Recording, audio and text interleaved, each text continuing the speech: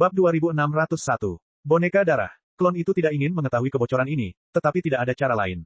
Untungnya, dia juga membantu mempertahankan beberapa kota Hedao, mencegah kota-kota ini dihancurkan dan nasib para penguasa kota yang bertempur di luar negeri jatuh dalam kekuatan.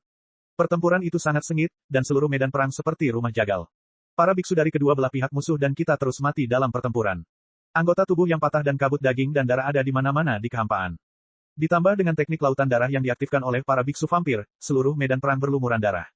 Di bawah perlindungan seperti itu, tidak seorang pun menyadari bahwa darah yang mengalir keluar dari para biksu itu setelah kematian tragis mereka tampaknya ditarik oleh suatu kekuatan misterius, berubah menjadi garis-garis tipis dan menyebar ke segala arah. Tak perlu dikatakan, para biksu di kamp kita sendiri hampir tidak punya waktu luang. Mereka pergi berperang di kota, atau tinggal di kota dan diserang. Namun, bahkan orang-orang kuat di kota darah hitam dan sarang jangkrik tidak menyadari anomali seperti itu, yang tampaknya sangat aneh. Aneh, tampaknya ada kekuatan tak kasat mata yang mengganggu kelima indera mereka, menyebabkan mereka secara naluriah mengabaikan anomali ini. Banyak garis tipis berdarah terus memanjang, bersilangan, seolah-olah ada pena tak kasat mata, menggunakan kehidupan sebagai pemandu, darah sebagai tinta, dan melukis di kehampaan. Di lautan darah yang besar, Lu Ye masih mengikuti Yuan Shi seperti liontin. Di lautan darah yang tebal, bahaya mengintai dan niat membunuh melonjak. Jiao sangat kuat, dan dia bersaing di lautan darah ini, memanfaatkan keuntungan geografis. Dia diserang dan dibunuh berulang kali, dengan 1 lawan 3, tanpa tertinggal sama sekali. Bahkan Lian dan Huan Qing terluka ringan. Jika bukan karena Yuan Shi melindungiku, tetapi aku khawatir aku sudah mengalami bencana. Yuan Shi mencoba keluar dari lautan darah berkali-kali, tetapi dihentikan oleh Jiao. Orang ini jelas bertekad untuk memaksa keempat orang dari kota Yuan Shi untuk tinggal di sini. Tanpa suara, teknik lautan darah Lu Ye telah terintegrasi dengan sempurna ke segala arah. Yuan Shi telah mengaktifkan teknik rahasia, melihat sekeliling untuk bersiap menghadapi serangan diam-diam Jiao kapan saja. Kami datang. Tiba-tiba, dia berteriak dengan suara rendah, dan di bidang penglihatannya, dia samar-samar melihat garis darah mendekat dengan cepat. Itu tidak diragukan lagi Jiao yang tersembunyi di lautan darah. Hampir segera setelah kata-kata Yuan Shi keluar, Lu Ye mengaktifkan sifat sucinya tanpa ragu-ragu. Paksaan tak kasat mata menyebar ke segala arah. Para biksu dari ras lain tidak dapat merasakan tekanan ini. Bahkan Yuan Shi, yang paling dekat dengannya, tidak menyadarinya. Namun, ketika sifat suci ini memenuhi udara, lautan darah yang agung tiba-tiba bergejolak. Garis darah yang mendekat tidak jauh di depan Yuan Shi tiba-tiba membeku. Sosok yang cerah itu tiba-tiba terungkap dalam cahaya berdarah. Yuan Shi jauhnya, dia dan Lu Ye saling memandang. Tidak hanya ada niat membunuh yang dingin di mata mereka, tetapi mereka juga bingung dan bingung. Dia tidak dapat mengerti mengapa pada saat ini, sifat suci yang begitu kuat turun padanya dan menekannya sampai batas tertentu. Sumbernya jelas adalah putra Xing Yuan yang akan dia serang dan bunuh. Lu Ye terkejut secara mental dan sedikit tidak percaya pada saat yang sama.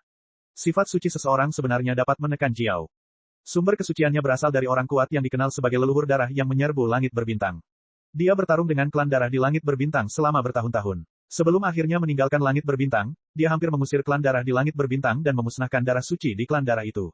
Memurnikan semuanya. Dapat dikatakan bahwa dalam hal kesucian, bahkan jika dia tidak sebaik leluhur darah saat itu, dia masih memiliki 70% hingga 80% dari warisan sejati leluhur darah.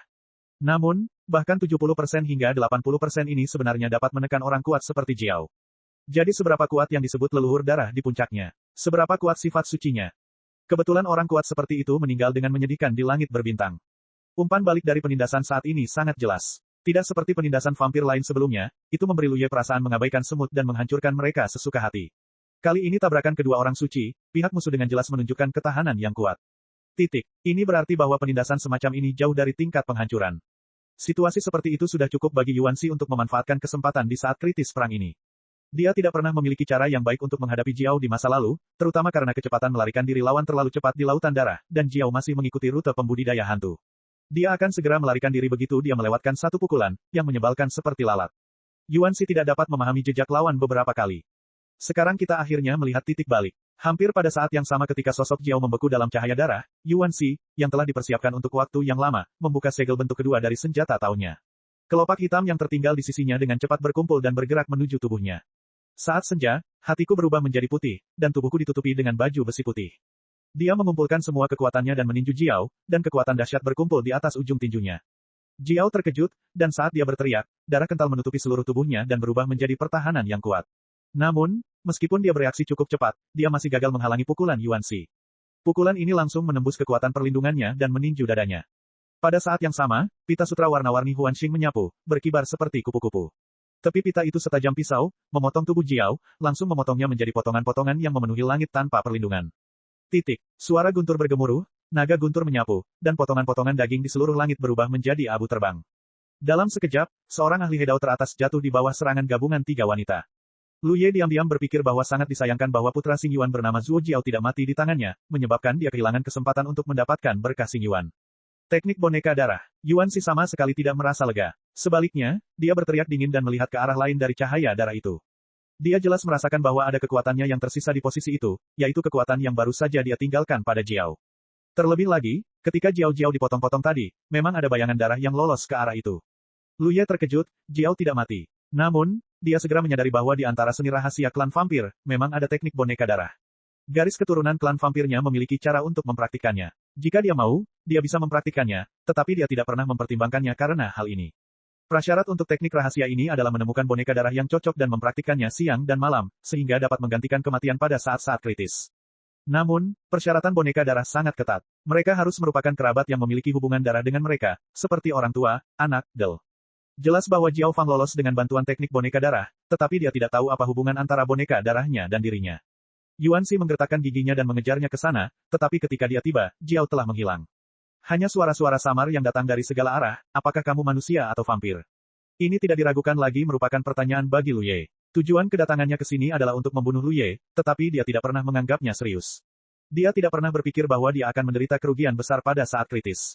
Kalian harus tahu bahwa melihat seluruh dunia batin, dalam hal kekudusan, dia cukup untuk menempati peringkat 5 teratas di seluruh kelompok etnis. Kecuali Blood Guilty, hanya beberapa monster tua di Blood Drinking City yang memiliki sifat lebih suci daripada dia. Pada saat ini, seseorang yang dapat menekannya tiba-tiba muncul, bagaimana mungkin dia tidak peduli? Menurut perkiraan Jiao, sifat suci Lu Ye hanya 1 langkah lebih rendah daripada Blood Skull, jika tidak mungkin baginya untuk menderita kerugian. Untuk mengatakan bahwa Lu Ye adalah vampir, itu sama sekali tidak terlihat seperti itu. Dia sama sekali tidak memiliki karakteristik yang seharusnya dimiliki oleh vampir.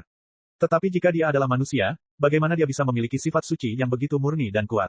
Jiao tidak dapat mengerti, tetapi dia menggerakkan jari telunjuknya. Dengan kekudusannya yang meningkat ke tingkat ini, akan sulit untuk melangkah lebih dekat. Tetapi jika dia dapat membunuh Lu Ye dan merebut kekudusannya, itu akan cukup baginya untuk melangkah lebih jauh dalam garis keturunannya.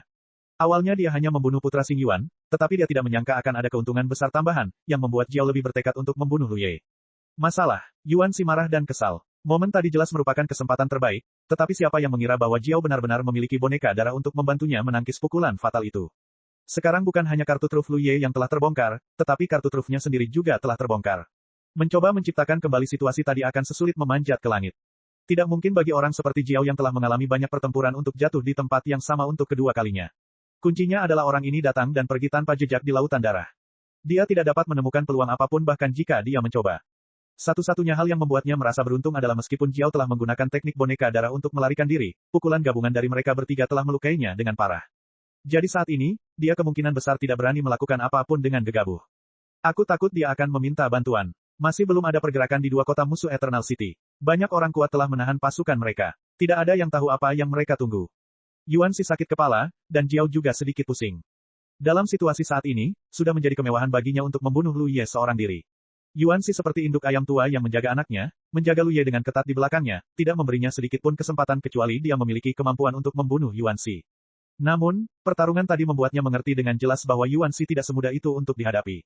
Kekuatannya sendiri terletak pada menyerang dan membunuh secara diam-diam. Sangat sulit baginya untuk menghadapi Yuan Xi secara langsung. Terlebih lagi, dia sangat peka terhadap Yuan Xi yang mengenakan baju besi putih. Yang mengkhawatirkan, meskipun dia tidak terluka, dia pikir dia mungkin tidak bisa bertarung, apalagi terluka saat ini. Namun, sulit baginya untuk meminta bantuan. Baru saja dia datang untuk bertarung dengan ganas seorang diri, dan sekarang dia dengan putus asa meminta bantuan setelah menderita kekalahan. Di mana dia menaruh wajahnya? Bagaimanapun, dia juga putra Xingyuan dan akan segera menggantikan sebagai penguasa kota abadi. Jadi dia hanya bisa terus menggunakan teknik lautan darah untuk menutupi situasi di sini sehingga tidak ada yang akan melihat lelucon itu. Ayo pergi. Yuan Xi tidak bermaksud untuk berdebat dengannya. Musuh yang begitu kuat tidak dapat dibunuh tanpa membunuhnya. Terus berdebat dengannya hanya akan membuang-buang waktu. Sekarang setelah dia membuka bentuk kedua prajurit Tao, tidak perlu menahan apapun. Tentu saja, penting untuk membunuh musuh dengan cepat. Pada titik perang ini, tidak perlu memikirkan Musiu Yulin. Selama dia membunuh cukup banyak, maka ini. Bahkan jika musuh menang pada akhirnya, itu tidak akan pernah mudah. Ini adalah rencananya, tetapi Jiao tidak mau melepaskannya sama sekali. Lautan darah bergerak semakin ganas, menutupinya dari segala arah, mencoba membingungkan persepsi Yuan Xi dan mencegahnya melarikan diri.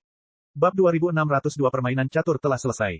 Upaya Jiao ditakdirkan sia-sia, belum lagi Yuan Xi saat ini dalam kondisi terkuatnya, dan dia juga memiliki Lian dan Huan Qing di sampingnya untuk membantu. Yang terpenting, ada Lu Ye. Dalam hal kesucian, dia lebih unggul dari Jiao Jiao, jadi dia hanya menggunakan beberapa trik untuk membuat lautan darah Jiao Jiao bergolak. Dalam keadaan seperti itu, bagaimana dia bisa menghalangi Yuan Xi? Setelah Yuan Xi, yang mengenakan baju besi putih, bertarung melalui lautan darah, dia segera bergegas menuju medan perang Hedao terdekat, di mana beberapa Hedao saling bertarung dengan sengit. Namun, sesaat setelah sosok Yuan Xi menyapu medan perang, beberapa Hedao musuh terbunuh satu demi satu. Momentum Yuan Xi terus berlanjut tanpa henti, dan kemanapun dia lewat, ada badai berdarah. Dia tidak berlari menuju pusat medan perang Hedao, karena bahkan jika dia benar-benar ingin menyerbu masuk, tidak akan semudah itu untuk keluar. Dia hanya berjalan menyamping dan membunuh semua musuh yang terlihat. Lu Ye merasa sakit dan senang. Yang menyakitkan adalah kekuatan daunnya mengalir keluar seperti banjir. Dia baru saja mengisi kembali kekuatan daunnya beberapa waktu lalu dan menghabiskan banyak ikan dao. Sekarang dia bertarung, dia tidak tahu berapa banyak yang tersisa. Yang menyenangkan adalah setiap kali Yuan Xi membunuh Hedao musuh, dia dapat memanen beberapa koin Xingyuan. Lian dan Huan Qing bekerja sama satu sama lain, dan di belakang mereka ada Cao Jiao. Wajah orang ini sudah tidak berdarah, tetapi sekarang wajahnya bahkan lebih pucat, dan auranya bahkan tampak sedikit kosong. Di kota darah hitam, penguasa kota Heisui melihat pemandangan ini dari kejauhan dan tidak bisa menahan diri untuk tidak mendengus dingin. Dia tidak tahu apa yang akan dilakukan Jiao sebelumnya, tetapi menilai dari situasi saat ini, Jiao jelas gagal, dan sekarang dia ditahan oleh musuh. Dia sengaja mengabaikannya sehingga Jiao akan sedikit menderita, tetapi dia tidak bisa hanya duduk dan menonton. Sue Jiu lebih menghargai Jiao daripada dirinya sendiri. Pada saat ini, Jiao jelas terluka parah. Jika sesuatu yang tidak terduga terjadi tetapi dia tidak datang menolongnya dan dia berbalik dan memberitahu Sue Jiu tentang hal itu, hari-hari baiknya akan berakhir. Yun Ke, Chen Molie, kalian berdua pergi dan bantu Jiao. Hei Xue berkata perlahan, kalau begitu bawa dia kembali. Di belakangnya, dua wakil penguasa kota keluar dan menyambutnya dengan hormat. Di antara mereka, Yun Ke adalah orang yang baru saja berbicara dengannya. Dia adalah wakil penguasa kota kedua dari kota darah hitam. Peringkatnya hanya di bawah Jiao. Chen Molie adalah wakil penguasa kota keempat. Meskipun mereka tidak bisa mencapai level Zhou. Peningkatan 100% dalam Mutiara Hedao, tetapi kekuatan yang dapat dikeluarkan di dekat kota darah hitam tidak sebanding dengan kekuatan para penguasa kota biasa. Dengan datangnya kedua orang ini untuk membantu, kesulitan Jiao seharusnya dapat diselesaikan dengan mudah. Melihat kedua orang ini menyerbu ke medan perang dan bergegas menuju Jiao untuk mendukung mereka, wakil penguasa kota lainnya semua menggelengkan kepala perlahan, menyadari bahwa Jiao memang sedikit sombong dan tidak tahu situasi umum. Tuan, seseorang sedang menargetkan kita. Lu Ye tiba-tiba berkata. Karena dia tidak perlu berpartisipasi dalam pertempuran, dia dapat mencurahkan lebih banyak perhatian padanya. Itu adalah pertama kalinya kedua wakil penguasa kota-kota darah hitam membuat perubahan apapun. Dia menyadarinya. Ini benar-benar merepotkan. Yuan Xi menggertakkan giginya. Dia tidak memperhatikan Hedao biasa. Dapat dikatakan bahwa dalam keadaan ini, seorang pria kuat di tingkat penguasa kota hanya dapat menahan pukulannya. Tetapi kedua orang yang datang ini jelas lebih kuat dari para penguasa kota Desolate, dan mereka jelas ada di sini untuk membantu Jiao. Begitu mereka diizinkan untuk bergabung dengan Jiao, mereka benar-benar memenuhi syarat untuk menimbulkan ancaman tertentu padanya. Saat berbicara, Yuan Xi tiba-tiba berhenti, berbalik dan pergi untuk membunuh Jiao. Jiao terkejut dan buru-buru memaksanya kembali. Dia sudah merasakan aura Yun Ke dan Chen Molie mendekat dengan cepat. Dia tahu dalam hatinya bahwa kedua pria ini ada di sini untuk mendukungnya, jadi selama dia bergabung dengan mereka, dia akan bisa bertarung. Ini bukan bala bantuan yang dia minta bantuan atas inisiatifnya sendiri, tetapi dikirim oleh darah hitam, yang tidak melukai wajahnya. Tanpa diduga, begitu dia mundur, Yuan Xi tiba-tiba menoleh ke samping dan tidak menatapnya sama sekali. Ini membuat Jiao semakin marah, dan dia merasa seperti telah ditipu. Dari mana mereka berasal dari begitu banyak garis keturunan? Huan Qing, yang diam selama kesibukan, tiba-tiba berbicara. Garis keturunan apa? Lian bertanya dengan santai. Begitu kata-kata itu keluar dari mulutnya, dia tiba-tiba tercengang. Sebelum Huan Qing menyebutkan garis keturunan, dia tidak punya cara untuk memperhatikan atau menyadari apa yang terjadi di sekitarnya. Namun, setelah Huan Qing menyebutkannya, dia terkejut menemukan bahwa memang ada banyak garis keturunan di sekitarnya, saling bersilangan dan menembus kekosongan yang luas. Poin pentingnya adalah bahwa garis keturunan ini jelas sangat mencolok, tetapi seolah-olah kognisi saya telah dirampas dari saya, dan saya tidak pernah memperhatikannya sebelumnya. Yuan Xi dan Lu Ye juga menyadarinya. Lu Ye terkejut dan tidak dapat mengetahui apa yang sedang terjadi. Namun, bagaimanapun juga, dia adalah seorang Rongdao. Hanya saja dia tidak menyadari perubahan besar di medan perang. Begitu banyak Hedao yang bersaing bahkan tidak menyadarinya. Sungguh luar biasa. Terlebih lagi, Huan Qing bukanlah yang terkuat di antara keempat orang di pihak kita, tetapi dialah yang pertama kali menyadari ketidaknormalan ini. Ini mungkin terkait dengan dirinya sebagai klan Brahma.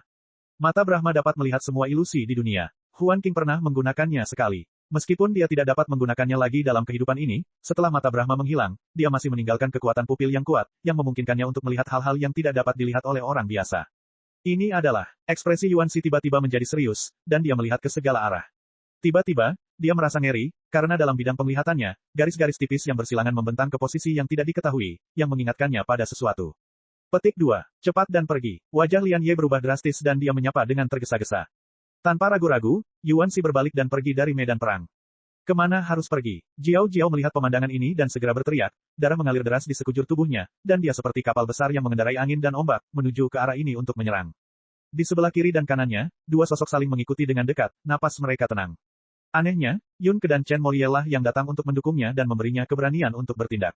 Enyahlah, teriak Yuan Si, meninju dengan ganas, dan bayangan tinju besar tiba-tiba terbentuk di atas tinjunya. Pada saat ini, Lu Ye hanya merasakan bahwa konsumsi kekuatannya sendiri jauh lebih kuat dari sebelumnya. Menghadapi pukulan ini, Demon Lai dengan cepat melangkah maju dan mengangkat tangannya, perlindungan kokoh seperti perisai terbentang di depannya.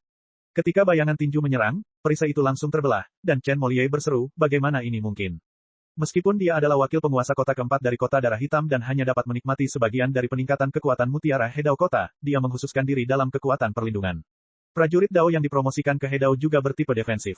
Saya yakin bahwa saya dapat memblokir pukulan ini dengan perlindungan saya sendiri. Hasilnya mengejutkannya. Sambil berteriak, iblis-iblis itu telah meledak dan mundur. Darah mengalir dari mulut dan hidungnya, seolah-olah dia telah terluka ringan. Dia akhirnya mengerti mengapa orang kuat seperti Jiao Jiao terluka parah. Dia pikir itu karena Jiao Jiao memiliki banyak musuh dengan satu orang, tetapi sekarang dia menyadari bahwa musuhnya terlalu kuat. Namun dia akhirnya menangkis serangan itu. Jiao dan Yun Ke menyapu keluar dari sisinya dan menyerang Yuan Si bersama-sama.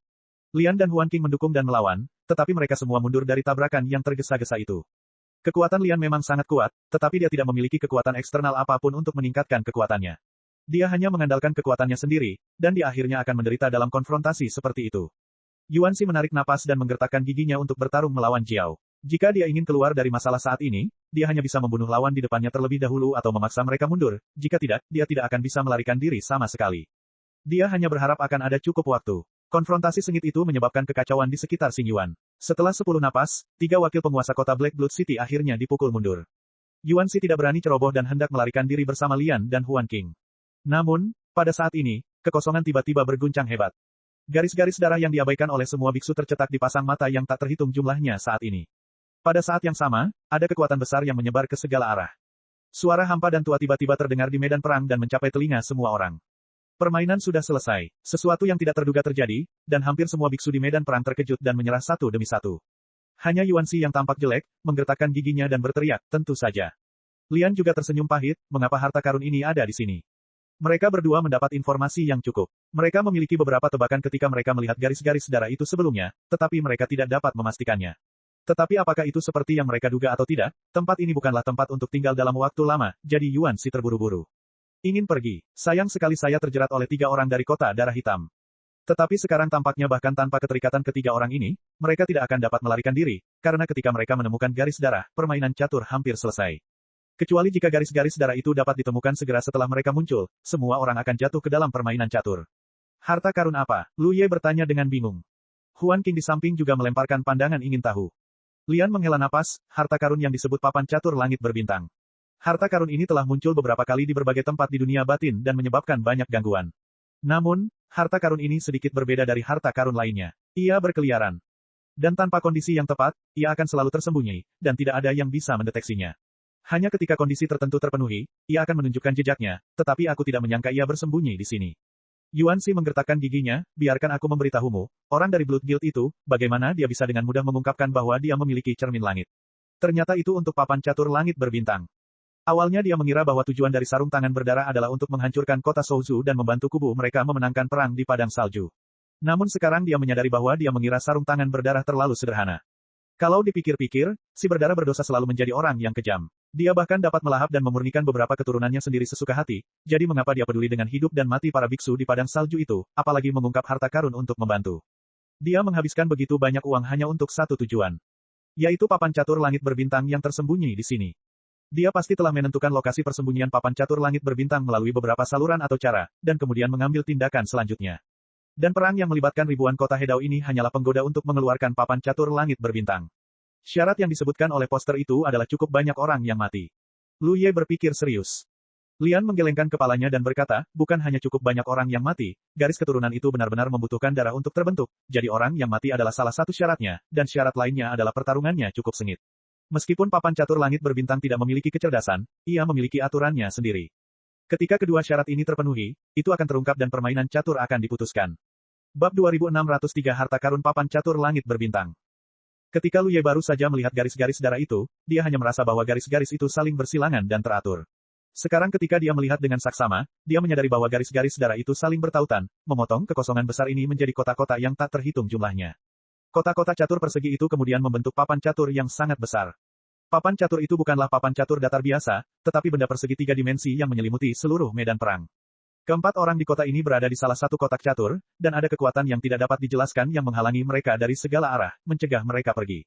Lu Ye mengangkat tangannya dan menekan pisaunya. Awalnya dia ingin melihat apakah dia dapat dengan paksa menghancurkan kotak catur itu dan pergi dari sini. Namun, pedang itu hanya 3 inci dari sarungnya ketika Yuan Shi mendorongnya kembali dengan satu tangan, jangan bertindak gegabah, permainan catur sudah selesai.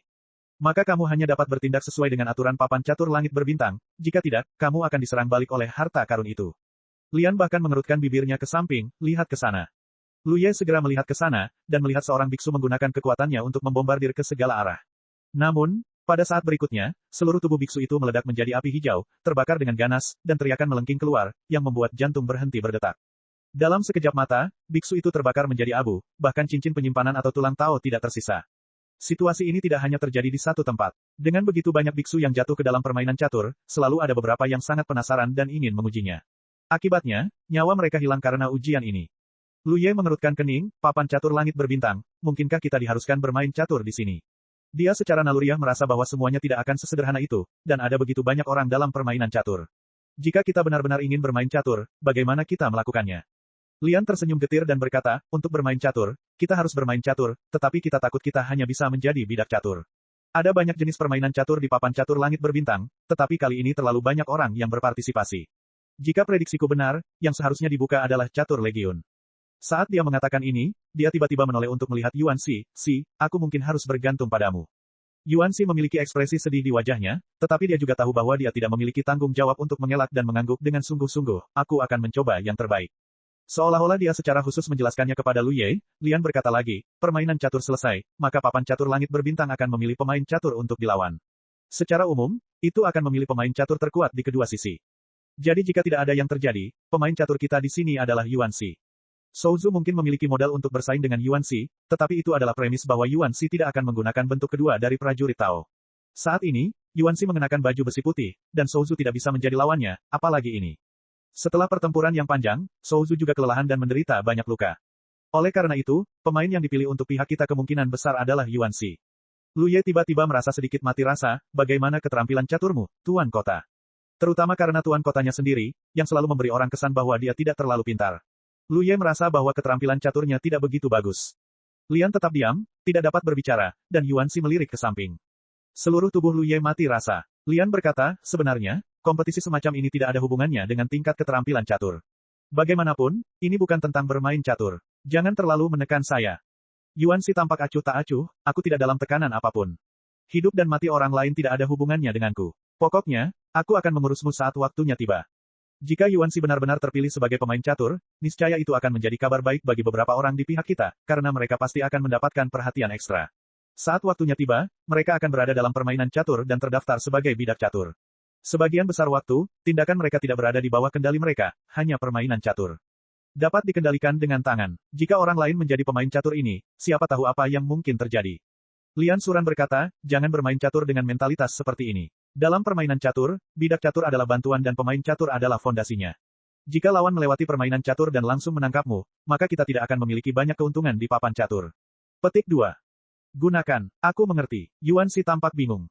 Kedua wanita itu sengaja tidak berbicara terlalu jelas karena takut memberi terlalu banyak tekanan pada Lu Ye dan Huan Qing.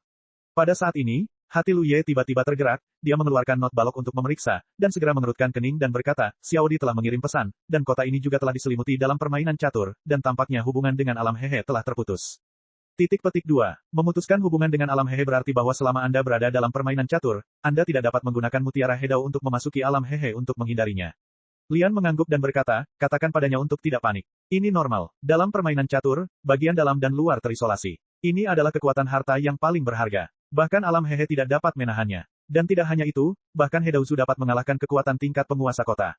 Peningkatan tersebut juga akan hilang sementara. Sampai batas tertentu, yang ditekan oleh papan catur langit berbintang adalah kekuatan mutiara Hedao, sehingga memutuskan hubungannya dengan alam hehe. Ketika Lu Ye mendengar ini, matanya tiba-tiba berbinar. Dalam permainan catur, pembangkit tenaga listrik tingkat penguasa kota tidak dapat menikmati peningkatan mutiara Hedao. Jika demikian, tidak diragukan lagi itu adalah kabar baik bagi pihak kita sendiri. Karena sebagai perbandingan, jumlah pembangkit tenaga listrik tingkat penguasa kota kita sendiri lebih sedikit, di bawah aturan ini, tidak diragukan lagi akan mempersempit sebagian kesenjangan kekuatan di antara mereka. Lian tiba-tiba menatap Yuan Xi, jika kamu benar-benar terpilih sebagai pemain catur, kamu harus menemukan cara untuk mengirim Xiaodi kembali ke kota ini sesegera mungkin. Hanya dengan mengirim Yudai kembali ke kota, dia dapat mengaktifkan teknik rahasia yang ditinggalkan oleh Fata Morgana, sehingga kota itu dapat disembunyikan dan tidak diganggu oleh orang lain.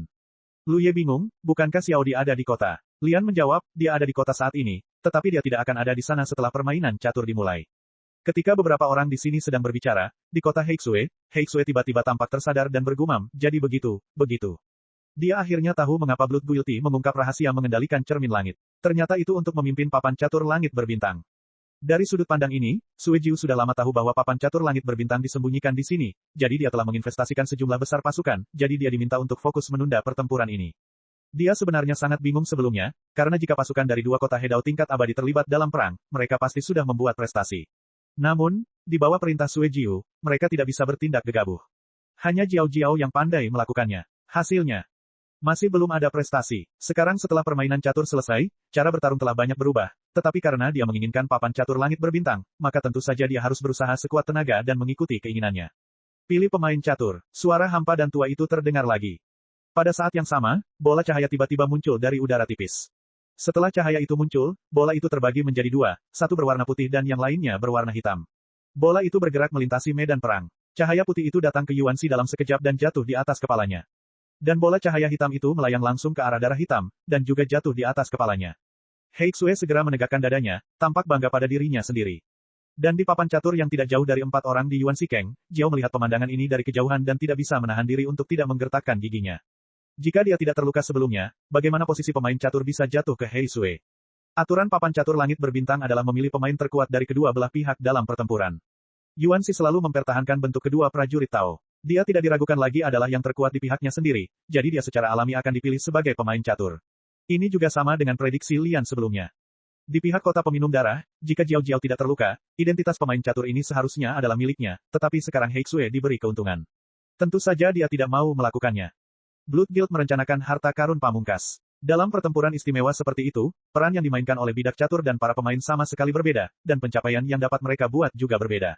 Pada saat yang sama ketika kedua bola cahaya itu jatuh, tangan Lu Ye tiba-tiba menjadi ringan, dan Yuan Xi, yang telah berdiri di depannya, tiba-tiba menghilang.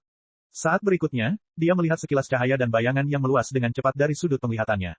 Melihat ke atas, saya terkejut. Karena kilatan cahaya dan bayangan itu adalah sosok Yuan Xi. Pada saat ini, dia sedang duduk bersila di satu sisi papan catur langit berbintang, dengan alis kusut dan ekspresi kepahitan dan kebencian.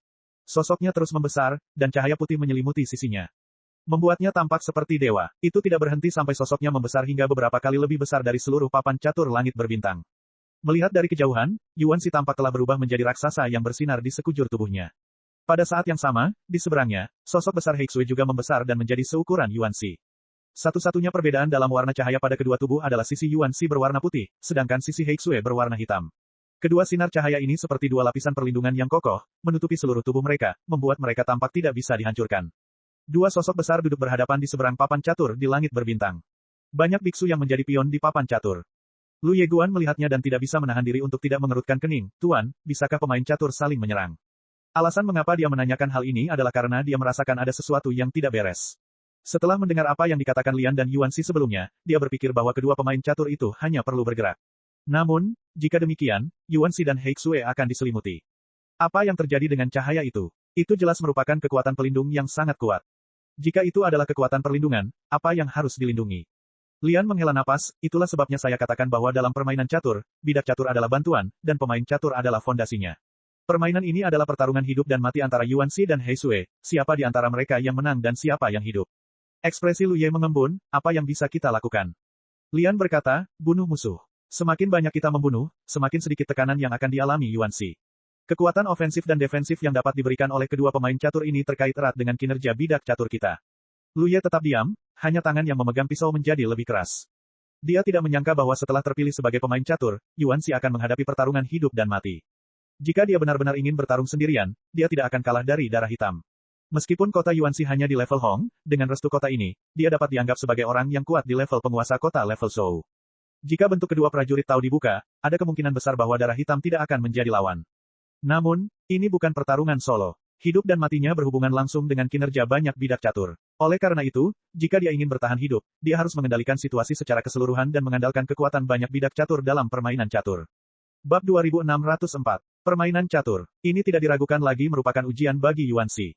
Lu Ye tidak dapat menahan diri untuk tidak memikirkan apa yang dikatakan Ni Qilian sebelumnya, padang salju benar-benar telah banyak berubah. Justru karena alasan inilah Ni Qilian awalnya ingin membawa Yuanxi kembali dan tidak ingin dia tinggal di padang salju. Namun, Yuanxi tidak tahu negosiasi seperti apa yang telah dia lakukan dengannya dan akhirnya tetap tinggal. Tidak lama kemudian, kami menghadapi krisis seperti itu. Apapun yang terjadi, tidak ada yang dapat terjadi pada Yuanxi, tetapi dalam pertarungan seperti itu, seberapa besar pengaruh yang dapat saya berikan kepada diri saya sendiri. Cuci catur. Ketika suara tua dan hampa itu terdengar lagi, Lu Ye tiba-tiba merasa tidak berbobot. Dia seperti telah jatuh ke jurang yang tak berdasar dan terus jatuh. Tidak hanya itu, dia masih berguling tanpa henti dalam proses jatuh. Rasanya seperti benar-benar sedang dicuci oleh semacam kekuatan. Dari segala arah, gelombang seruan keluar, jelas dia bukan satu-satunya yang mengalami ini. Untungnya, setelah hanya 3 napas, perasaan tidak berbobot itu tiba-tiba menghilang. Lu Ye merasa pusing untuk sementara waktu. Setelah berdiri diam dan melihat sekeliling, dia menyadari bahwa dia tidak lagi berada di posisi semula, tetapi di kotak catur lain, dengan Lian dan Huan Qing hilang dari sisinya. Pada saat yang sama, sebuah keinginan besar datang dan menanamkan sepotong informasi ke dalam pikirannya dari udara tipis. Lu Ye dengan cepat menyelidiki dan menyadari bahwa apa yang terkandung dalam informasi tersebut adalah aturan permainan catur ini. Ini tidak diragukan lagi adalah pekerjaan keinginan papan catur langit berbintang. Ada banyak jenis permainan catur di papan catur langit berbintang, yang cocok untuk kompetisi dalam berbagai situasi. Namun, seperti yang diharapkan Lian sebelumnya, karena jumlah biksu yang berpartisipasi di kedua sisi terlalu besar kali ini, permainan catur yang dimulai kali ini adalah catur legiun. Pada saat ini, tubuhnya diselimuti lapisan cahaya putih, menyoroti identitas Baizi. Melihat sekeliling, dia melihat bahwa tidak ada orang lain di kotak catur tempat dia berada, dan bahkan kotak catur di sebelahnya sebagian besar kosong, hanya dengan 3 bidak di sisi kiri. Meskipun jumlah biksu dari kedua belah pihak yang berpartisipasi dalam pertempuran sangat banyak, papan catur langit berbintang telah berevolusi menjadi lebih banyak kotak catur, jadi tidak semua kotak catur terisi. Di antara 3 tokoh di dekat Lu Ye, 2 di antaranya memancarkan cahaya putih, dan yang lainnya memancarkan cahaya hitam. Mereka jelas bukan dari kelompok yang sama. Mereka berada di kedua sisi kotak catur, masing-masing waspada terhadap yang lain. Mereka tidak terburu-buru untuk mengambil tindakan, tetapi tampak berpikir. Rupanya, seperti Lu Ye, mereka mencerna informasi dalam pikiran mereka. Lu Ye diam-diam berpikir dalam hati bahwa dia benar-benar beruntung. Tidak ada yang akan mengganggunya saat permainan catur dimulai, jadi dia bisa memeriksa aturannya dengan lebih saksama. Namun, ada banyak aturan dan semuanya dijelaskan secara terperinci, jadi Lu Ye tidak bisa menyelidikinya sepenuhnya untuk sementara waktu dan hanya bisa membenamkan dirinya di dalamnya. Main catur. Namun, pada saat berikutnya, suara tua dan hampa terdengar untuk keempat kalinya, yang berarti permainan catur telah resmi dimulai. Lu Ye merasakan sesuatu di hatinya dan segera menatap ke arah Heixue. Dia melihat sudut mulutnya sedikit terangkat dengan senyum bangga, lalu dia mengangkat tangannya dan memukul Yuanxi di sisi berlawanan papan catur. Mata Lu Ye menyipit, hanya karena pukulan yang dilakukan oleh Heixue lebih kuat dari yang dibayangkan, yang lebih membuatnya khawatir adalah Yuanxi. Sebagai pemain catur, dia tidak memiliki cara untuk menghindari pukulan ini, dan menurut aturan permainan catur, dia juga tidak bisa menghindar, bahkan tidak bisa melakukan serangan balik sebagaimana mestinya. Karena ini baru permulaan, Black memiliki keunggulan dalam hal jumlah dan kekuatan keseluruhan, jadi Black Blood yang bertanggung jawab atas Blackstone yang memimpin. Satu-satunya hal yang dapat dilakukan Yuanxi adalah menahan pukulan itu. Hanya ketika gilirannya untuk mengambil tindakan, dia dapat memilih untuk menyerang Black Blood atau memperkuat perlindungannya sendiri. Fakta bahwa Heizi memimpin adalah berita buruk bagi pihak kita, tetapi musuh memang memiliki keuntungan dalam situasi sebelumnya. Kilatan cahaya hitam, seperti naga hitam besar, menyerang Yuanxi. Cahaya putih di tubuhnya bergetar hebat, dan sosoknya yang besar bahkan melangkah mundur. Lu Ye dengan jelas melihat jejak darah mengalir dari sudut mulut Yuanxi. Hanya dengan satu pukulan, dia sedikit terluka. Tidak ada yang bisa dia lakukan untuk itu. Setelah dipisahkan dari Lu Ye, dia tidak bisa lagi mempertahankan bentuk Tao keduanya. Dia tidak akan mampu bertahan dari pukulan ini, bahkan dengan dukungan permainan catur. Untungnya, perlindungan di tubuhnya tidak rusak, tetapi kilaunya sedikit kusam. Dan dengan serangan Black Blood, bidak catur di papan catur juga mulai bergerak. Sebagai pemain catur, ada 2 hal yang dapat Anda lakukan pada suatu waktu. Yang pertama adalah menyerang pemain lawan atau memperkuat perlindungan Anda sendiri. Yang kedua adalah mengatur bidak catur di papan catur untuk mulai mengambil tindakan. Tepat ketika Heixue menyerang Yuanxi, dia telah memobilisasi banyak bintik matahari untuk mulai bergerak. Namun, mobilisasi semacam ini juga terbatas jumlahnya. Di awal permainan catur, baik Black Blood maupun Yuanxi, hanya ada 50 petak yang dapat dimobilisasi. Dengan kata lain, mereka dapat memobilisasi bidak catur dalam 50 petak catur dan melakukan gerakan yang sesuai dengan aturan. Saat ini, jumlah petak catur di seluruh papan catur langit berbintang begitu banyak sehingga 50 petak catur saja dapat dikatakan tidak berarti. Namun, ini hanya sementara. Seiring berjalannya permainan catur dan bidak catur tersebut dimainkan, jumlah bidak catur yang dapat dimobilisasi oleh kedua pemain catur tersebut pada satu waktu akan meningkat secara bertahap. Kemudian Lu Ye melihat 3 biksu dengan cahaya hitam mengalir masuk dari petak catur di sebelah kirinya. Dari semua petak catur di sekitarnya, hanya petak ini yang memiliki orang. Awalnya, totalnya ada 3 orang, 1 musuh dan 2 sekutu. Mereka semua waspada dan tidak segera mengambil tindakan. Sekarang, 3 musuh lagi tiba-tiba menyerbu masuk, dan situasinya langsung berubah. Pertempuran pecah dalam sekejap, dengan 2 sekutu berhadapan dengan 4 musuh. Mereka semua bergabung satu sama lain, dan situasinya dengan cepat menjadi kacau. Lu Ye menyaksikan dengan tak berdaya, tetapi tidak berdaya karena dia tidak dapat menembusnya. Ketika dia tidak dimobilisasi, dia hanya bisa bergerak di dalam kotak caturnya sendiri dan tidak bisa melewati penghalang garis darah yang membentuk kotak catur. Ini adalah batasan aturan papan catur. Hasil, pertarungan keluar dengan cepat. 2 sekutu kita terbunuh, dan keempat musuh hanya membayar harga yang kecil. Mereka dengan cepat mengumpulkan rampasan, dan kemudian menatap Lu Ye dengan tatapan menyeramkan, mengancam akan membunuh yang berikutnya. Posturmu, Lu Ye hanya melirik mereka dengan acuh tak acuh dan mengabaikan mereka. Hanya 4 Fusion Dao tidak cukup baginya untuk dianggap serius. Dia saat ini merasakan situasi di pihak klon. Klon juga berada dalam permainan catur saat ini. Faktanya, ketika permainan catur dimulai, klon berada di kota Hedao, bekerja sama dengan sekutu untuk mempertahankan kota. Akibatnya, begitu papan catur langit berbintang dicuci, klon juga tersapu. Melihatnya seperti ini, di papan catur langit berbintang saat ini, semua biksu berada di kotak catur yang berbeda, dan setiap kota Hedao dalam keadaan kosong. Tidak heran Lian berkata sebelumnya bahwa Xiaodi tidak akan berada di kota setelah permainan catur dimulai, dan Yuan Xi ingin mengirim Xiaodi kembali ke kota sesegera mungkin. Xiaodi jelas telah tersapu keluar dari kota saat ini, dan ada kemungkinan besar tidak akan ada seorang pun di kota Yuan Xi. Jika Xiaodi tidak kembali untuk mengambil alih, kota Yuan Xi akan menjadi kota kosong. Setiap kali musuh memasuki kotak catur, mutiara Hedao akan hilang. Perlindungan kota Yuan Xi tidak terlalu kuat. Tidak hanya unit Shikeng yang menghadapi krisis seperti itu, tetapi semua kota Hedao di seluruh papan catur menghadapi krisis seperti itu saat ini. Para penguasa kota belum lagi betapa cemasnya mereka, tetapi kedua pemain catur itu mengendalikan tindakan mereka, dan tidak ada yang dapat mereka lakukan untuk itu. Kembali, sebagai tanggapan, Lu Ye mengangkat alisnya sedikit. Dia menemukan sesuatu yang sangat menarik, pola Dao Void, yang tampaknya dapat digunakan. Ini berarti bahwa meskipun dia tidak dapat menggunakan cara biasa untuk meninggalkan kotak catur tempatnya berada, dia dapat menggunakan pola Void untuk keluar dari kebiasaan ini. Dia juga dapat kembali langsung ke kota Yuan Xi. Dahulu kala, dia meninggalkan lingkaran teleportasi di aula tengah kota Yuan Xi. Setiap kali dia memecahkan mutiara Hedao milik orang lain, dia menggunakan metode ini untuk mengirim pecahan-pecahan itu kembali ke kota Yuan Xi. Setelah merenung sejenak, Lu Ye mungkin mengerti keseluruhan ceritanya. Memang benar papan catur langit berbintang memiliki aturan, dan semua bidak catur mengikuti instruksi pemain catur, tetapi papan catur langit berbintang tidak membatasi kemampuan bidak catur untuk menampilkan kemampuannya sendiri. Tanda Dao Void adalah metodenya, tentu saja dia dapat menggunakannya. Dadu Tong, Xiaodi agak jauh dari kota kita, aku ingin kamu kembali dan mengambil alih terlebih dahulu. Suara Yuan Xi tiba-tiba terdengar di telinga Lu Ye. Lu Ye membuka mulutnya dan ingin mengatakan bahwa tidak perlu khawatir. Selama dia memiliki hak untuk bergerak, dia dapat kembali ke kota Yuan Xi kapan saja. Namun, sebelum dia dapat mengatakan apapun, dia merasakan kekuatan tak terlihat menyentuhnya. Di suatu tempat dalam kegelapan, dia merasakan secercah petunjuk. Tidak diragukan lagi Yuan Xi yang sedang mengatur bidak caturnya.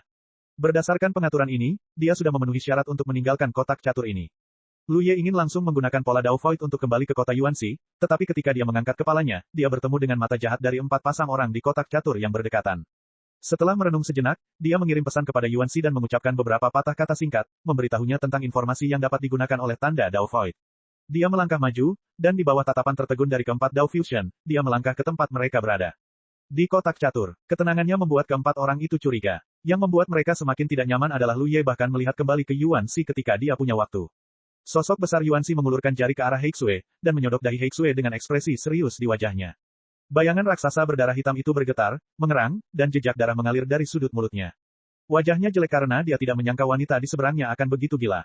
Meskipun dia tahu bahwa pasukannya dalam posisi yang kurang menguntungkan, dia tidak membela diri dan malah melakukan serangan balik. Yang membuatnya semakin takut adalah kekuatan Yuan Xi. Sebagai pemain catur, kekuatan yang dapat mereka gunakan saat ini terkait erat dengan bidak-bidak dalam permainan catur, tetapi fondasinya tetap milik mereka sendiri. Kerusakan yang disebabkan oleh jari Yuan Xi hanya sedikit lebih rendah dari pukulan sebelumnya. Bukankah ini berarti kekuatan Yuan Xi setara dengannya? Dari mana wanita ini berasal? Tidak heran Jiao menderita kekalahan sebelumnya. Dia hanya mengira lawannya kali ini adalah Souzu, tetapi papan catur langit berbintang telah memilih wanita ini. Melihatnya sekarang, memang ada alasannya. Bunuh. Salah satu dari 4 pemain Rongdao di papan catur tempat Lu Ye duduk berteriak keras, tidak diragukan lagi berencana untuk menjatuhkan Lu Ye saat dia terganggu. 3 lainnya berpisah satu sama lain dan menyerang satu demi satu. Bab 2605 Kamu curang. Lu Ye bahkan tidak menoleh. Dia menghunus pisau panjang di pinggangnya dan mengayunkannya ke belakang. Sepertinya dia sedang menyapu daun-daun yang jatuh, dan dengan satu tebasan, dia sudah menyarungkan pisaunya. Hanya ada 4 sosok yang berdiri tidak jauh darinya, masing-masing menunjukkan ekspresi yang tidak dapat dipercaya. Darah mengalir deras dan tubuh-tubuh itu terpisah. 4 kelompok cahaya hitam mengalir keluar dari keempat mayat itu dan bergabung ke dalam tubuh Lu Ye. Dengan masuknya keempat kelompok cahaya hitam ini, cahaya putih di tubuh Lu Ye tampaknya mengalami beberapa perubahan halus. Dia merasakannya tanpa suara, lalu mengepalkan tinjunya, dan mengangkat alisnya sedikit saat kekuatan Tao melonjak. Dia tidak mengaktifkan kekuatan Tao-nya sekarang, tetapi kekuatan 4 Tao masih ada di ujung tinjunya. Kekuatan 4 jalur tidak berarti baginya, tetapi itu adalah hadiah untuk membunuh musuh di papan catur langit berbintang. Informasi aturan yang baru saja tercetak di benak Lu Ye telah dijelaskan. Siapapun yang membunuh musuh di dalam kotak catur akan menerima hadiah yang sesuai. Namun, aturan tersebut hanya menyebutkan hadiah-hadiah ini secara samar, tetapi tidak menyebutkan secara spesifik apa saja hadiah-hadiah tersebut, jadi Lu Ye baru mengetahuinya sekarang. Keempat kekuatan ini bukanlah miliknya sendiri, tetapi dapat digunakan di dalam papan catur, yang setara dengan kekuatan eksternal yang dipinjam dari Hedao. Matanya tidak dapat menahan diri untuk tidak berbinar. Hadiah ini tampaknya tidak seberapa, tetapi sebenarnya itulah yang diinginkannya. Membunuh 4 jalur fusi akan meningkatkan kekuatan keempat jalur tersebut. Jika dia membunuh ratusan atau ribuan dari mereka, seberapa kuatkah dia? Bukankah kekuatannya akan meroket? Saat ini, ada banyak musuh di papan catur langit berbintang. Selama mereka membunuh cukup banyak musuh, kekuatan eksternal yang dapat mereka pinjam dapat meningkat tak terkendali. Dia segera mengesampingkan pikirannya sebelumnya. Yuan Shi harus memobilisasi dirinya dan terus bergegas menuju kota. Selama periode ini, dia pasti akan menghadapi musuh, dan pertempuran besar tidak akan terhindarkan. Daripada kembali langsung ke kota dan duduk di sana, lebih baik mengambil kesempatan untuk meningkatkan diri dengan cepat. Dalam situasi seperti itu, semakin kuat dirimu, semakin mampu dirimu melindungi dirimu sendiri. Yuan Shi telah bergerak, dan ronde berikutnya adalah gerakan darah hitam. Sebelum Lu Ye sempat berubah pikiran, dia melihat satu persatu sosok melangkah ke papan catur tempat dia berada. Ini adalah Zerg. Meskipun itu humanoid, itu masih memiliki karakteristik Zerg yang jelas. Itu ditutupi dengan baju besi yang kokoh. Itu memiliki karapas yang sangat putih dan memegang pisau tulang panjang di tangannya. Dia hanya menatap Lu Ye dengan jijik, mengangkat pisau panjangnya dan menebasnya. Kekuatan Dao melonjak dari pisau panjang itu. Gerakannya ceroboh, seolah-olah dia baru saja menebang seikat rumput liar di pinggir jalan. Zerg ini hanya berdiri di papan catur di sebelahnya dan menyaksikan Lu Ye membunuh keempat Dao Fusion dengan matanya sendiri, tetapi dia tetap tidak menganggapnya serius. Karena dia tidak merasakan jejak Dao He meminjam kekuatan dari Lu Ye, dalam penilaiannya, kultivator prajurit manusia ini hanyalah Dao Fusion yang sangat kuat. Memikirkan tubuh Dao Fusion-nya, berapa banyak upaya yang diperlukan untuk menghadapi Dao Fusion. Kilatan cahaya pedang melintas di wajahnya, Zerg Hedao menunjukkan ekspresi tidak sabar di wajahnya, dan menghadapinya secara langsung, seolah-olah dia akan memotong pedang Panshan dan Lu Ye dengan satu pegangan. Namun, pada saat berikutnya, dia tiba-tiba merasa seperti sudah mati, dan kengerian yang tak terbatas menghantam hatinya. Pada saat kritis hidup dan mati, karapas putih di lehernya dengan cepat menjadi lebih tebal, seolah-olah dia telah disuntik dengan semacam kekuatan pada saat ini, dan kemudian tumbuh. Titik. Pada saat yang sama, kepalanya tersentak ke belakang. Darah berceceran, dan dia mundur. Dia berdiri tergesa-gesa, memegang pisau di satu tangan dan menutupi lehernya yang berdarah dengan tangan lainnya, dengan ekspresi ngeri di wajahnya. Pada saat itu, jika dia bereaksi lebih lambat, dia pasti sudah mati. Dengan cara ini, sebagian besar tulang lehernya putus. Untungnya, luka ini tidak fatal baginya. Dia ngeri melihat betapa kuatnya prajurit ini. Yang membuatnya semakin bingung adalah dia seharusnya menangkis pisau tadi, tetapi ternyata pisau itu masih melukainya dengan parah. Mendongak, bidang penglihatanku kosong. Di mana orang-orang? Zerg Hedao berkeringat dingin, dan dia merasakan kekuatan penuh dari gerakannya. Saat berikutnya dia akhirnya memahami jejak Lu Ye. Dia segera berbalik dan melihat Lu Ye menebas secara diagonal dari samping. Rasa krisis menghadapi hidup dan mati datang lagi. Kekuatan pedang Zerg Hedao melonjak, dan dia akan menebas untuk menangkis serangan gila Lu Ye. Tetapi yang membuatnya bingung adalah dia tidak tahu di mana pedang lawannya mendarat. Tampaknya pisau itu memotong ke arah lehernya, tetapi juga tampaknya menusuk ke dada. Kekuatan pisau itu berubah secara tak terduga, dan tidak mungkin untuk ditebak. Tanpa waktu untuk berpikir, dia meraung dengan marah dan menyerang dengan gerakan yang ganas. Kemudian ada rasa sakit lain di leherku. Pisau Panshan mengenai luka di lehernya dengan sangat tepat. Bilah tajam itu memotong tulang leher Zerg Hedao, dan sebuah kepala terbang keluar. Zerg itu masih mempertahankan postur menghunus pisau. Tubuh tanpa kepala itu bergetar dan jatuh di kepala di sebelahnya. Matanya berkedip 2 kali dan dengan cepat kehilangan kilaunya. Lu Ye menyarungkan pedangnya dan cukup puas dengan hasil latihannya sebelumnya. Fu Wei berkata bahwa pedangnya disebut Erhu Zuo Zuo Dao, tetapi Lu Ye menamainya Huan Dao. Dalam analisis terakhir, teknik pedang ini masih menggunakan ilusi. Saat melawan musuh, dia akan diam-diam membangun pola Dao pada bilahnya. Oleh karena itu, semakin musuh mencoba menilai titik benturan pedang, semakin dia akan jatuh ke tengah ilusi. Namun, perlindungan karapas putih Zerg benar-benar kuat. Kekuatan Zerg ini jauh lebih rendah darinya, dengan hanya sekitar 700 level kekuatan. Namun demikian, dengan ketajaman pedang Panshan saat ini, ditambah dengan pisau ilusi, tetapi dia tidak dapat membunuhnya dengan satu pisau. Tentu saja, ini juga terkait dengan fakta bahwa pihak lain bereaksi cukup cepat. Zerg memiringkan kepalanya ke belakang pada saat kritis, mencegah Lu Ye menggunakan semua kekuatan tebasan awalnya. Sayangnya, menurut aturan papan catur langit berbintang, begitu dia bertemu musuh yang lebih kuat darinya, dia ditakdirkan untuk mati. Lu Ye sangat menantikannya. Membunuh 4 Fusion Dao tadi memberinya 4 kekuatan eksternal lagi yang bisa diandalkannya. Bagaimana kalau membunuh He Dao seperti itu? Sebuah bola cahaya hitam terbang keluar dari Zerg He Dao yang sudah mati dan membekas ke tubuh Lu Ye, menyebabkan beberapa perubahan pada cahaya putih di tubuhnya, dan perubahan ini tidak diragukan lagi lebih jelas dari sebelumnya. Lu Ye dengan lembut mengepalkan tinjunya dan mencobanya, dan langsung sangat gembira. Membunuh He Dao ini memberinya peningkatan kekuatan 50 penuh, yang setara dengan membunuh 50 Fusion Dao. Dia telah memperhatikan sebelumnya bahwa salah satu aturan papan catur langit berbintang adalah jika dia bisa membunuh musuh yang kuat di atas level tertentu, akan ada kejutan yang tak terduga. Ini benar-benar kejutan. Dibandingkan dengan 4 jalur tadi, itu benar-benar berbeda. Dengan hanya 2 pertempuran, di papan catur ini, dia bisa meminjam sebanyak 54 jalur. Dia mengangkat kepalanya dan melirik ke arah Yuan Shi, dan bertemu dengan mata Yuan Shi yang melihat ke arah itu. Dia samar-samar tampak melihat Yuan Shi mengangguk sedikit padanya. Meskipun Lu Ye telah berusaha membunuh He Dao dari waktu ke waktu, saat ini ada banyak pemain He Dao yang kuat di lapangan, dan ada banyak yang lebih kuat darinya. Oleh karena itu, Yuan Shi juga cukup khawatir bahwa dia akan menghadapi lawan yang sulit untuk dilawan. Begitu ini terjadi, maka akan sangat buruk bagiku sebagai pemimpin kota metropolitan. Untungnya, Lu Ye dengan mudah memecahkan Zerg He Dao. Melihat posturnya saat ini, jelas bahwa dia telah memperoleh banyak manfaat. Saat pikirannya berubah, hati Yuan Shi bergerak, dan kegembiraan yang tak terlihat muncul di antara alisnya. Karena saat Lu Ye membunuh Zerg He Dao, tidak hanya dia yang diuntungkan, Yuan Shi, sang pemain catur, juga diuntungkan. Dia mengangkat kepalanya dan menatap Heixue di sisi lain, hanya untuk melihatnya menggertakkan gigi dan melotot padanya.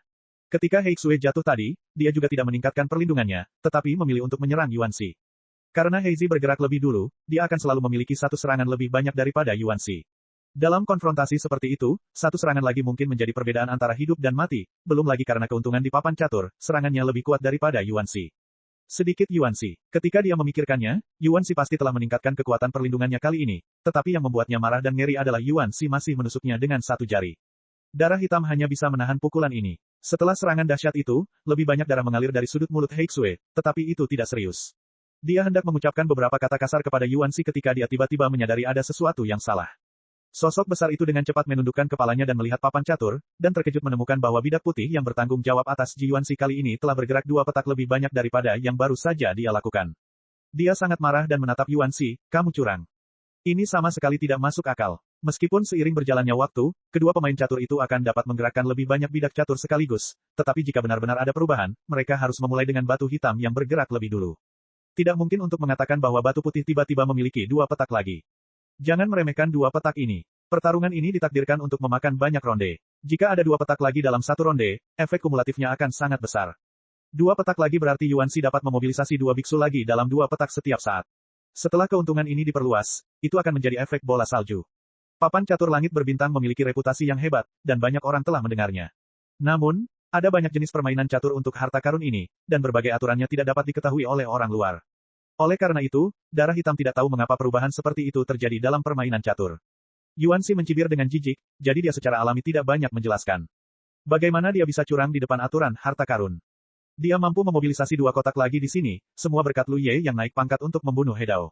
Kematian Zerg He Dao tidak hanya membawa peningkatan kekuatan 50 level bagi Lu Ye, tetapi juga membuat Yuan Shi, seorang pemain catur, memiliki hak untuk memindahkan 2 petak catur lagi. Ini adalah salah satu kejutan tak terduga yang dijelaskan dalam aturan, tetapi Lu Ye tidak menyadarinya, hanya Yuan Shi yang mengetahuinya. Dalam permainan kompetisi ini, pemain catur adalah pemimpinnya, tetapi banyak bidak catur juga merupakan hal yang mendasar. Keduanya sebenarnya saling melengkapi. Jika pemain catur dapat memanfaatkan bidak catur di tangan mereka dengan baik, mungkin bukan tidak mungkin bagi yang lemah untuk mengalahkan yang kuat, tetapi jika pemain catur hanya ingin mengandalkan angka dan kekuatan keseluruhan untuk menang, mereka mungkin akan berakhir terbalik di selokan. Setelah Heixue selesai berbicara, dia merasa telah menganggapnya remeh. Wanita di seberangnya memang sangat kuat, sama sekali tidak kalah darinya, tetapi jika dia mengatakan dia dapat mengabaikan aturan harta karun, maka dia sendiri tidak akan mempercayainya. Tetapi apa alasan yang memungkinkan musuh untuk memindahkan 2 petak catur lagi? Dia dengan hati-hati mengingat aturan yang baru saja dia lihat, dan tidak menemukan penjelasan khusus, dan dia tidak dapat menahan perasaan sedikit curiga sejenak. Cek cek cek cek cek cek cek cek. Rakan-rakan kultivator sekalian, sebelum retret, sila terus berkultivasi untuk jurus subscribe, like, share dan komentar agar sekte novel Sadim terus berkembang pesat.